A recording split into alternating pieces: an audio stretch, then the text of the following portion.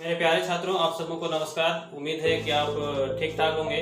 सत्ता के साझेदारी के इस अध्याय में हम लोग पिछले वीडियो में समझे थे कि सत्ता के साझेदारी क्या है, उसका अर्थ और उसकी परिभाषा को हम लोग बेहतर तरीके से समझ गए थे। सत्ता के साझेदारी के इस अध्याय में अब हम लोग दो देशों के बारे में अध्ययन करेंगे, उनकी स्थिति के बारे में जानेंगे। पहला देश है बेल्जियम और दूसरा देश है श्रीलंका।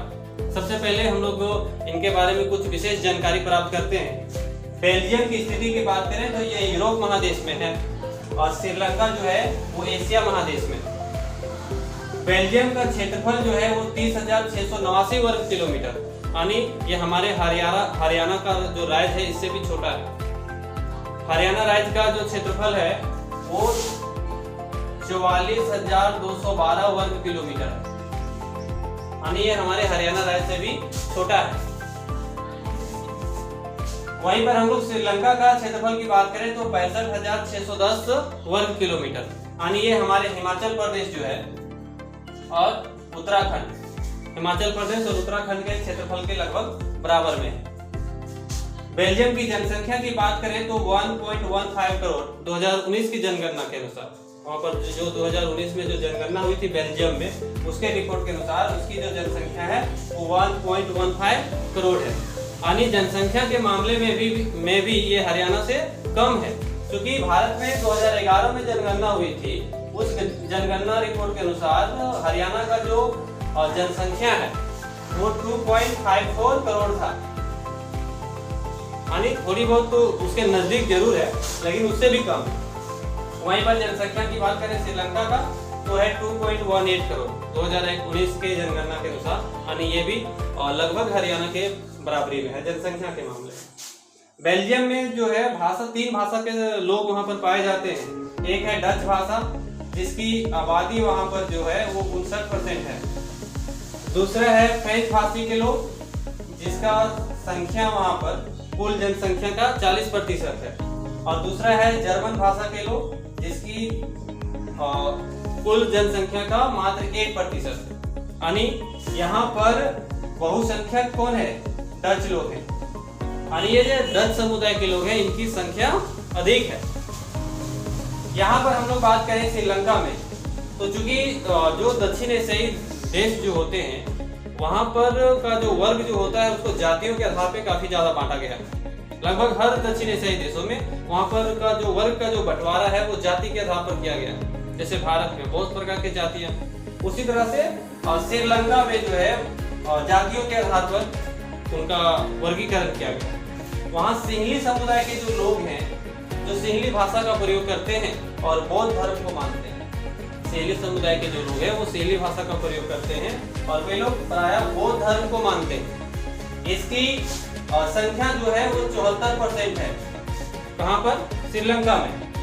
वहीं पर तमिल समुदाय के लोग जो है जो तमिल भाषा का प्रयोग करते हैं, इसकी संख्या जो है 18% है। अब ये 18% में भी 18% में जो है 13% श्रीलंका के मूल तमिल है, यानी वहाँ के अस्थायी तमिल, उनके पूर्वज वहीं के हैं। और 5% ऐसे तमिल हैं जो औपनिवेशिक शासन के दौरान भारत से श्रीलंका ले जाए गए थे, तो उनके पूर्वज वहीं पर बस गए, वो जो भारतीय मूल के तमिल कहलाने लगे। और 7% वहां पर जो है वो ईसाई समुदाय के लोग हैं जो सिंहली भाषा का भी प्रयोग करते हैं और तमिल भाषा का भी प्रयोग करते हैं। धर्म की बात करें तो बेल्जियम में 99% लोग क्रिश्चियन धर्म को मानते हैं। क्रिश्चियन धर्म को मानने वाले लोगों को ही ईसाई कहते हैं, यानी क्रिश्चियन के अनुयायी को हम लोग ईसाई कहते हैं। तो दोनों देशों में ईसाई है, लेकिन 99% जो है बेल्जियम में ईसाई है और श्रीलंका में जो है वो 7% ईसाई है। अब इस पर हम लोग गौर करें तो बहुसंख्यक कौन हुआ, कौन सा समुदाय की संख्या अधिक है? तो यहाँ पर डच भाषा बोलने वाले समुदाय का संख्या जो है वो अधिक है, 59% है, यानी ये बहुसंख्यक हुआ। अल्पसंख्यक यहाँ पर कौन है? तो फ्रेंच है 40% और 1% आपका क्या है? जर्मन, यानी ये क्या हुए? अल्पसंख्यक हुए। किसके तुलना में? तो डचों के तुलना में, डच भाषा के बोलने वालों लोगों की तुलना में। श्रीलंका की हम लोग अब बात करें तो यहाँ पर बहुसंख्यक कौन है? सेहली समुदाय के लोग, 74% सेहली समुदाय के लोग हैं। और यहाँ पर अल्पसंख्यक कौन है? तो अल्पसंख्यक है तमिल और ईसाई। आगे हम लोग यहाँ पर देखेंगे कि ये जो विविधता है, यहाँ पर जाति के अनुसार, जाति और भाषा हम लोग यहाँ दोनों कह सकते हैं। और बेल्जियम में जो है भाषा के आधार पर जो विविधता है।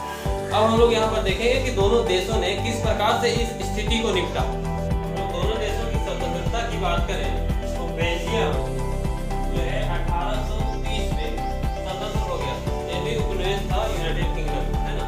और श्रीलंका जो है 1948 में स्वतंत्र हुआ, ये भी जो है ब्रिटेन का उपनिवेश। दोनों देशों ने जब अपनी स्वतंत्रता प्राप्त की तो दोनों देशों में लोकतांत्रिक शासन प्रणाली के तहत सरकारों का चयन हुआ। यहाँ पर क्योंकि जब श्रीलंका आजाद हुआ तो सेहलियों की संख्या अधिक थी, सेहलियों का दबदबा अधिक था। धन बल में भी सेहली समुदाय के जो लोग थे, सेहली समुदाय के जो लोग थे वो काफी अस्थिर थे। श्रीलंका की स्थिति क्या थी कि सेहली समुदाय के जो लोग थे, एक तो वो बहुसंख्यक था और बहुसंख्यक होने के साथ साथ वो वे लोग धन बल में भी अधिक थे। उनका आर्थिक विकास और सामाजिक विकास भी अधिक हुआ था सेहली समुदाय का। परिणाम स्वरूप क्या हुआ कि वहां पर सरकार बनी सेहलियों की। अब बेल्जियम की स्थिति क्या थी? बेल्जियम की स्थिति यह था कि वो यहाँ पर 59% लोग जो है वो डच वाले थे और 40% लोग जो है वो फ्रेंच भाषा के लोग थे। यहाँ पर बहुसंख्यक डच जरूर था, लेकिन आर्थिक और सामाजिक विकास के मामले में फ्रेंच लोग कहीं आगे थे।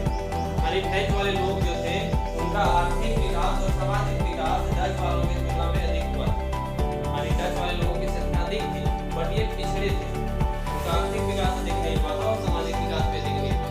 यही कारण है कि बेल्जियम जब स्वतंत्रता प्राप्त किया, जब वहाँ डेमोक्रेसी की स्थापना हुआ तो फ्रेंच वाले लोगों का दबदबा रहा, वहाँ पर फ्रेंच वाले लोगों की सरकार बनी और उन लोगों ने भी डच वाले लोगों के साथ थोड़ी बहुत बेईमानी किया। यानी डच वाले लोगों को उतनी आज़ादी नहीं मिली जितनी लोकतांत्रिक देशों में समानता के अधिकार के तहत मिलती है। उसी तरह से श्रीलंका के लोगों ने भी, सेहली समुदाय के लोगों ने भी तमिल लोगों को उतनी आज़ादी नहीं दी जितनी उसको मिलनी चाहिए लोकतांत्रिक देशों में।